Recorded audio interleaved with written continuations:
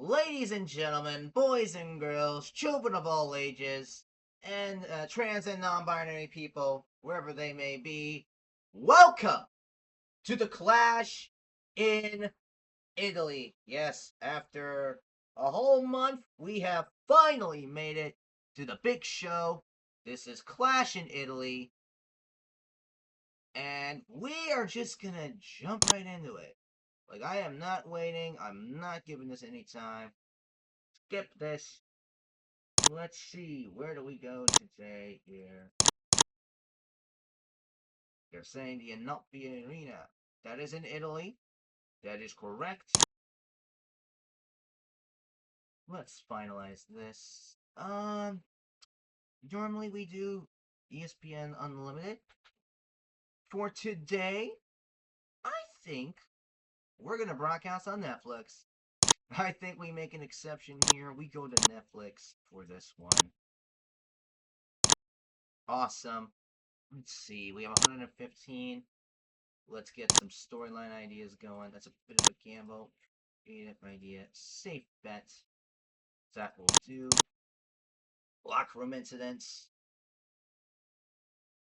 Bianca Belair with a poker tournament. Alright, good to see.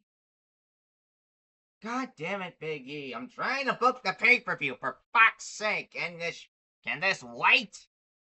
Jesus Christ. Ugh. Randy Orton and Psycho Clown. Apparently they really hit it off on the flight to Italy. Okay. That's a fucked up pairing. Drains the women. Huh. That's cool. Oh. Well, I mean, they are the same brand. That's pretty cool. Okay. Do I address the locker room? Uh.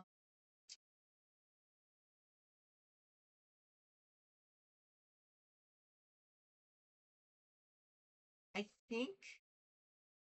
I think an open forum would be nice. Because I do notice there are some people that aren't particularly happy right now. Let's give them an open forum to air out their grievances. Okay. Okay. Okay. Cool. Alright. Awesome. Now, normally, when I book a card, you are going to see what that card looks like. You're going to see me book it as it happens. But we have a prediction contest. So here is what is going to happen. I'm going to pause this recording. When the card is finished, I will unpause and I will narrate how the show goes from start to finish. And remember, at the end of this episode, at the end of the show, whoever is at first place in the prediction contest wins the prize, whatever that may be. So, I'm going to pause this recording and start booking. I will see you in a moment.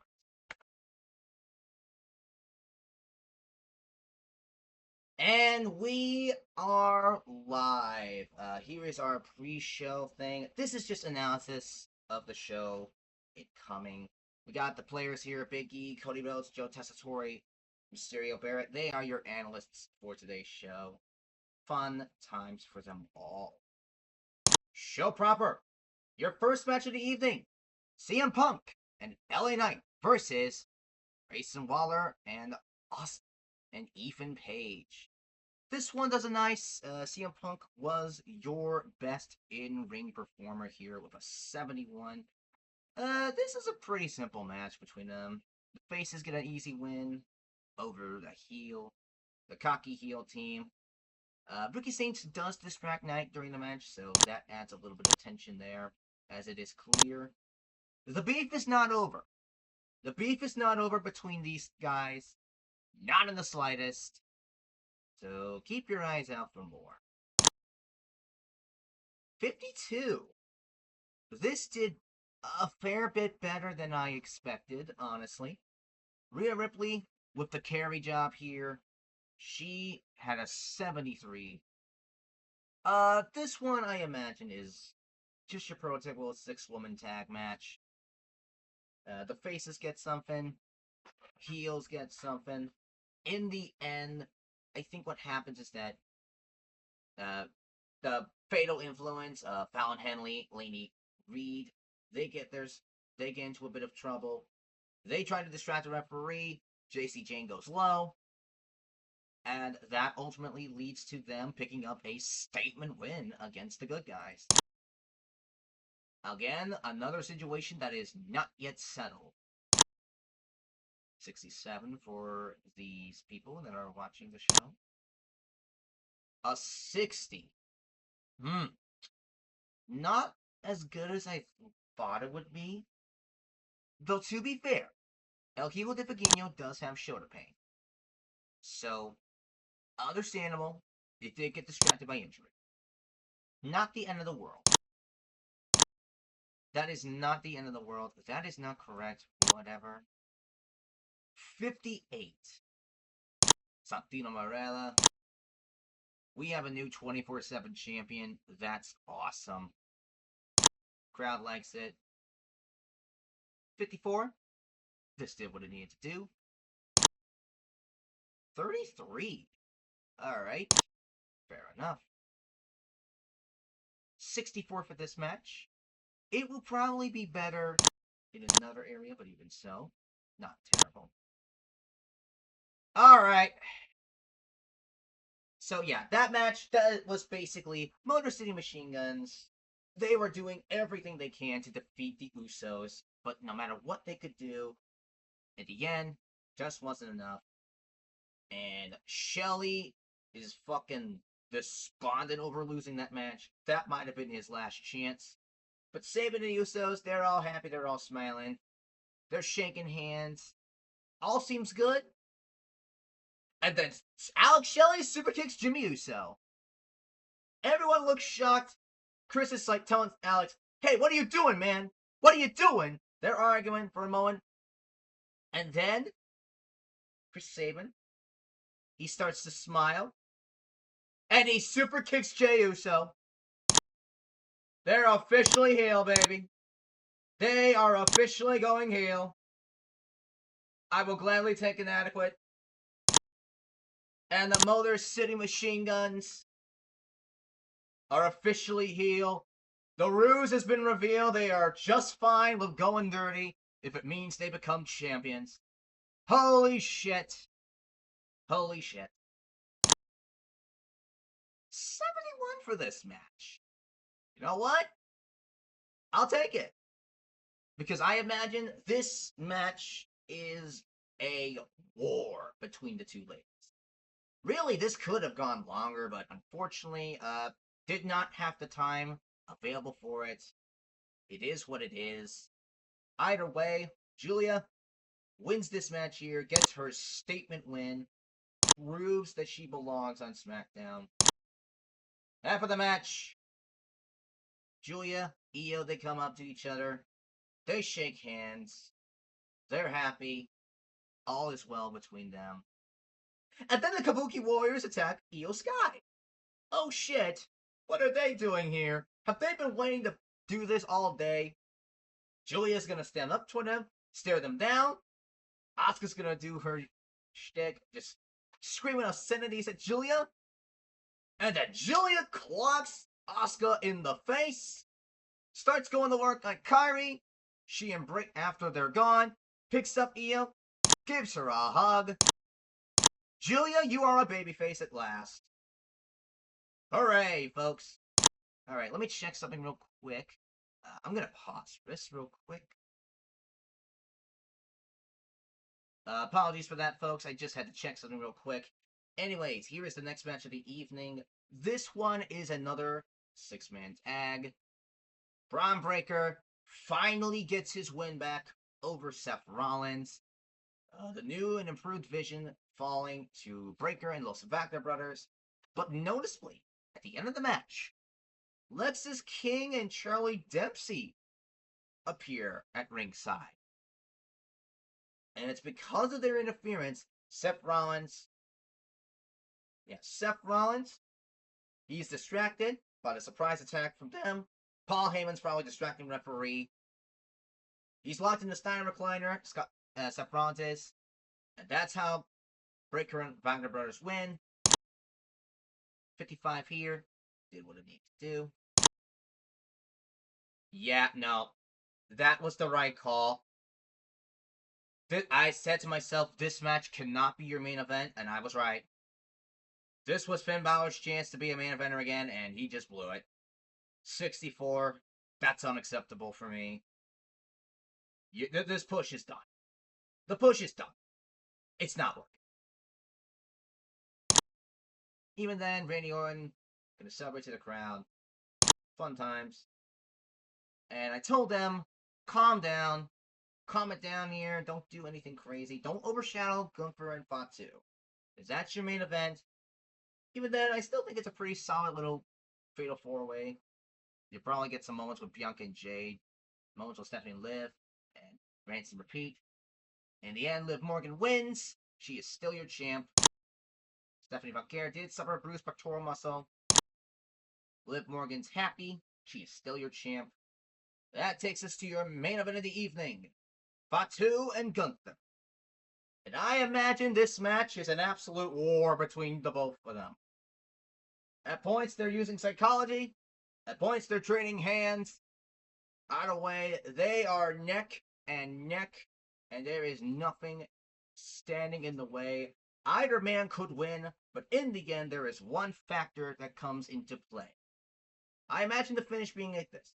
Gunther has a defiant Jacob Fatu dead to rights, picks him up for a powerbomb, connects, stacks him up. Do we have a new champ? No, we do not. Because oh, we also have this too.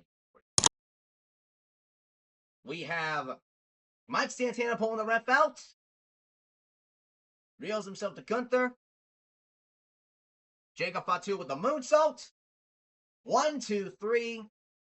Jacob Fatu is still your world heavyweight champion. Gunther is pissed. Fatu still has his title. Mike Santana just has this shitty grin as he thinks to himself, maybe, just maybe, I have finally gotten through to Gunther. Your final score for the evening will be a 71, which is worse than Backlash, our weakest pay-per-view thus far, but I still think it's a pretty decent show overall. Let's give out some speeches. First things first. Finn, look, man, you tried. You gave it everything you got. It just didn't work out. That happens. Nothing you can do about it. Oh well. Thank you for trying. You're gonna be a good gatekeeper for us. Julia, great job tonight. You had your best match since coming to WWE. We've been building this up for a while now, and you have more than proven you belong here with the big league. Well done. Congratulations on a fantastic showing. Finally, I do want to acknowledge Gunther. Did a very good job in your main event, as did Fatu.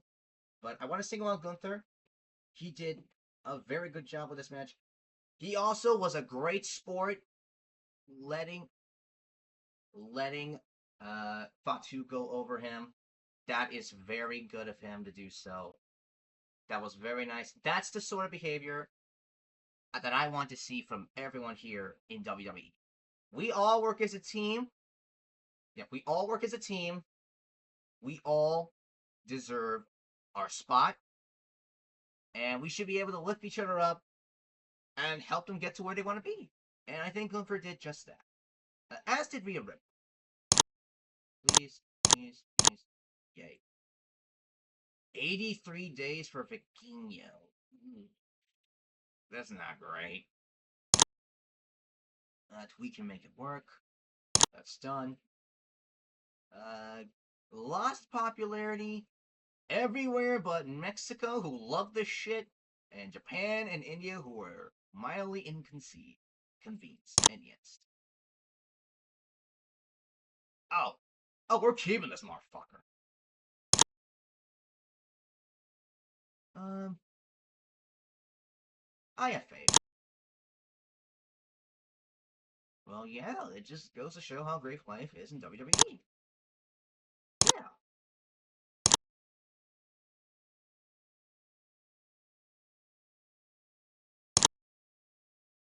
I'm good at that. Well, I understand his frustration, but it's necessary, you know? Shit happens. Well, I'm glad he's having a good time. Alright, alright. And that is it for Clash at Italy. I will tally the results of the prediction contest, and I will get back to you with the winner of this prediction contest. We are just going to run this down, and that will come to an end. And then afterwards, I am going to take a look at whatever incidents may be upcoming, and we will see what must be done, if there is anything to be done to begin with.